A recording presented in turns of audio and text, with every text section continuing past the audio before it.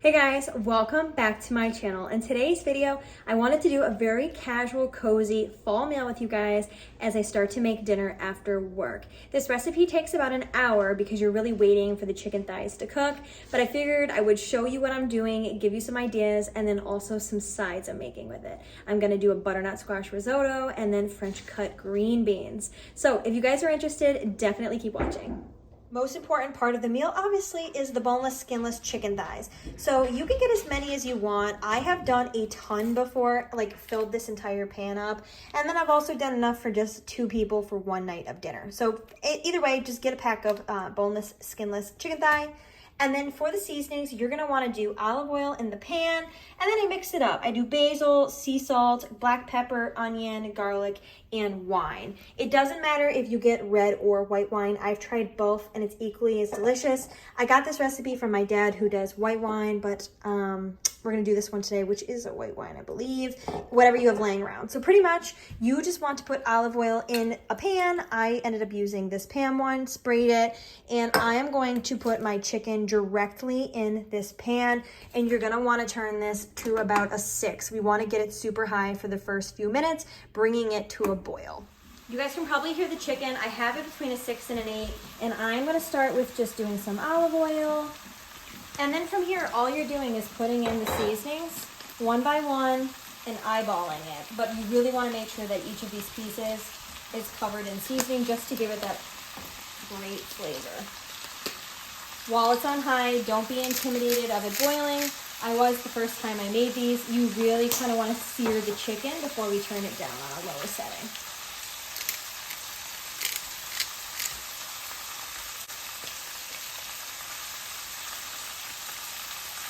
Once all of this is in, of course, we're going to give it a good stir to make sure that everything is evenly coated.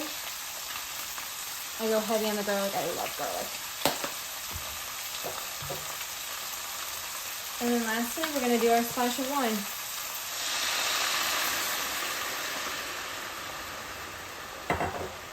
So you guys will see if I can bring you closer. It's going to look like this. So we're going to stir all of that to make sure that the chicken is evenly coated. Yes, I know this lid doesn't fit, but any lid will work depending on what you have. And then you're going to see it cranked it down. And eventually the boiling is going to stop. It's going to be a nice low simmer, and this chicken is going to literally fall apart. It's going to be amazing. Give it like 40 to 45 minutes. You'll be able to tell, of course, test the temperature when it's done, but this is the easiest chicken thigh recipe. I went a little crazy with the wine, so I'm going to turn mine down even more, between low and 2, so that I can kind of go about my business and let this sit. You can hear, even just by the sound of it, it's definitely reducing and it's lowering as it starts to kind of just simmer. All right, you guys will not have this problem because I'm sure you have a lid that fits your pan. But because my lid is too big, I kind of have to keep watching the water go off the side. But I am about 25 minutes in with these chicken thighs, and they look and smell amazing. You should be able to smell these throughout your entire house as they slowly simmer, slowly browning. And I've got the temperature at about a little over a 2 right now. So again, you just want to monitor it. I obviously don't go far when I'm making this recipe because you have to have a lookout for it, but you really can't go wrong. It's not something you mess up as long as you don't burn the chicken. You can really do any seasonings you want, any wine you want, and then just kind of watch it depending on your stove or your pan, how fast things really cook. All right guys, I'm gonna do the green beans really slow, so I wanna get them started. Essentially what I did was I just took a saucepan, dumped the green beans in with some olive oil so they don't stick, and put it at a medium heat. From here, I'm gonna go in with some salt, I'm gonna go in with some pepper, I'm gonna go in with some, I can't believe it's not butter. If you guys haven't tried this is my favorite. And then basil, honestly, just to give the green beans that flavor, and slowly cook these between low and medium. Honestly, I'm gonna do like a 4, so that they get warm really slowly. They really cook through, but they absorb all of that butter and all of those really good seasonings. That's as easy as it gets. So you'll see the green beans are nice and seasoned. I've got the butter in there. I'm just giving it a good mix to make sure everything's coated. I'm gonna go in with some more salt and pepper actually, but then just let these cook on a really slow heat. Medium is fine. I'm actually gonna turn it down a little to 4. And just let these warm up. it's a way better alternative than putting them in the microwave if you have the time. It has been about 33 minutes. These are perfection, guys. They are pulling apart. We're giving those about 10 more minutes on that. The risotto from Aldi's is slowly making its way. I've never made this before. So you can see once you follow the instructions on the bag, add water, slowly starts to turn into a creamy risotto. And then our green beans are going steady. While our chicken is cooking, we are going to do the easiest mocktail ever. You just need 2 ingredients. So I'm just taking a mason jar with ice. I love these little mason jars. I just think they're really cute for mocktails or cocktails. And you're gonna take a seltzer of your choice. I'm doing the LaCroix key lime. I think this literally tastes like the pie. Any of these would probably go well with this next step, but this one I would say is the best because it tastes like key lime pie. And essentially fill that up. And then I don't know why this makes such a difference. Sugar-free vanilla bean syrup. I use the Torani. You can get it at like TJ Maxx, Amazon, Target, anywhere. And you're just gonna do a splash of that.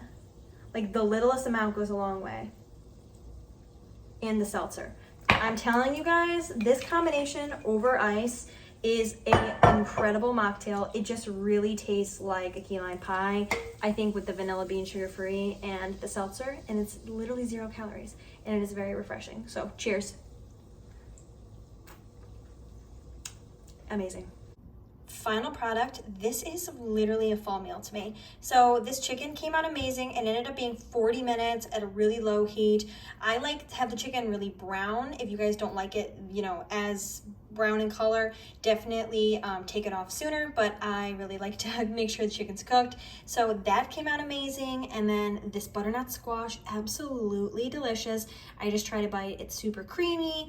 It has really good seasoning for it being frozen. And then our green beans were fantastic per usual. So this is really such a good meal. Dessert tonight, if you guys missed my last video, is these pumpkin crunch walnut muffins. How amazing do these look when I get up close?